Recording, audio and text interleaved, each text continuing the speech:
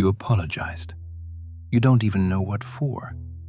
You left the conversation feeling guilty, confused, and somehow responsible, even though they were the one who started it.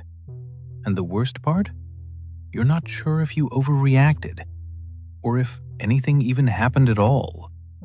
That feeling has a name, and it's not confusion, it's not sensitivity.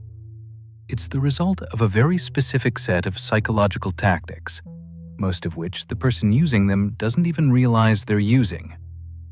In this video, we're going to break down exactly what those tactics are, what they do to your brain, and how to spot them in real time before you apologize for something that was never your fault.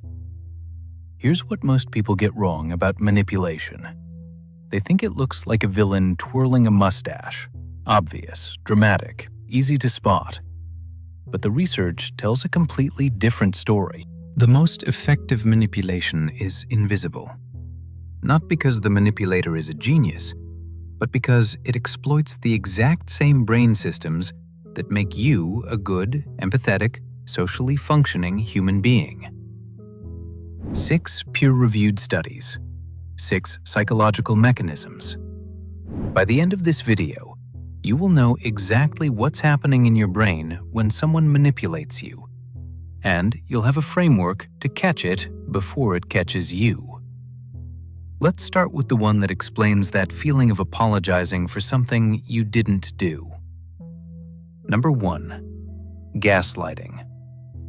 A 2019 study by psychologist Paige Sweet defined gaslighting not as a single act, but as a pattern of reality distortion that specifically targets your confidence in your own perception. Did that really happen? You're too sensitive. That's not what I said. What's happening neurologically? Your brain uses social consensus to validate memory. When someone you trust consistently contradicts your recollection, the anterior cingulate cortex, the brain's conflict detection system, fires a sustained alert. Over time, you learn to distrust your own signal. That's not weakness. That's your brain doing exactly what it was designed to do: update based on input from trusted sources. Number 2. Intermittent reinforcement. This one is the most dangerous because it feels like love. A landmark study by B.F. Skinner, later extended by neuroscientist Wolfram Schultz, showed that unpredictable rewards produce more dopamine than consistent ones. The brain doesn't just respond to reward, it responds to the anticipation of uncertain reward. When someone is warm, then cold, then warm again, your brain starts chasing the warm. Not because you're weak, because your dopamine system is working exactly as engineered for a world where uncertainty meant survival. Number 3. DARVO. DARVO stands for Deny, Attack, Reverse, Victim, and Offender. It was named and documented by psychologist Jennifer Fried at the University of Oregon. You bring up something that hurt you. They deny it happened. Then they attack your credibility. Then they position themselves as the real victim of your accusation. The result? You end up apologizing. You end up comforting them. And the original issue, the thing that hurt you, disappears entirely. Research shows DARVO is particularly effective because it triggers a cognitive double-bind. Your brain can't simultaneously process being the victim and the attacker, so it defaults to resolving the conflict by accepting blame. Number 4. Love bombing. A study led by Claire Strutzenberg found that love bombing, overwhelming someone with affection, attention, and validation early in a relationship, is a statistically significant predictor of later controlling behavior. It's not enthusiasm, it's a setup. Neurologically, excessive early bonding floods the brain with oxytocin and dopamine simultaneously. The resulting attachment forms faster and stronger than normal, which is exactly the point. By the time the behavior shifts, the bond is already too tight to leave easily. Number 5. Triangulation. Psychiatrist Murray Bowen's research on family systems introduced triangulation as a core destabilization tactic, bringing a third party into a two-person conflict to shift power dynamics. Everyone agrees with me. My ex would never react like this. Your friend told me you said. What it does to your brain. It activates social threat processing in the amygdala. Social rejection and exclusion trigger the same neural pathways as physical pain, documented by Naomi Eisenberger at UCLA. The manipulator is essentially using your own need to belong as a lever against you. Number 6. Coercive control. The most comprehensive framework comes from sociologist Evan Stark, whose research documented how manipulation rarely works through single dramatic acts, but through accumulated micro-restrictions, isolating you from friends, monitoring your choices, creating dependence, eroding your identity over time.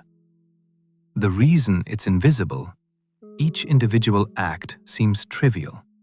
A comment about your outfit, a joke about your intelligence, a raised eyebrow at your friends. No single moment is alarming. The pattern is. And patterns require time and distance to see. Here's the through line across all 6 tactics.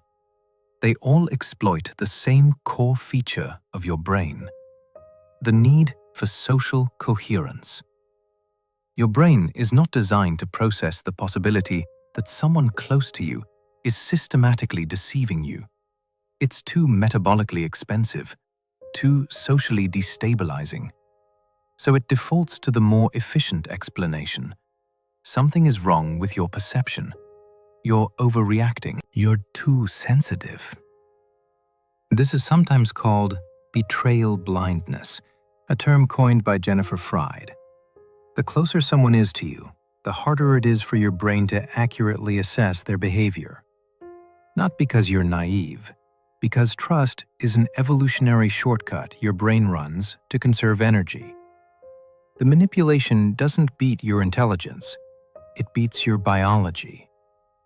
Knowing the tactics isn't enough. Your brain will still run its defaults. So here's what actually works. Tool 1. The body check.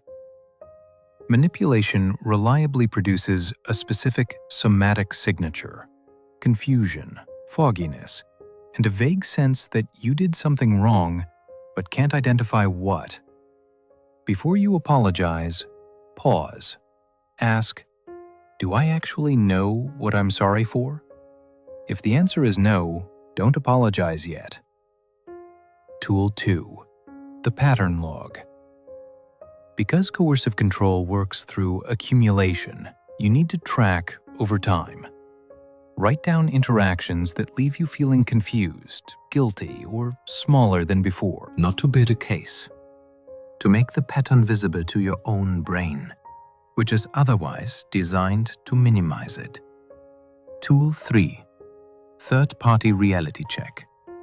Talk to someone outside the relationship, not to vent, but to describe the specific interaction factually.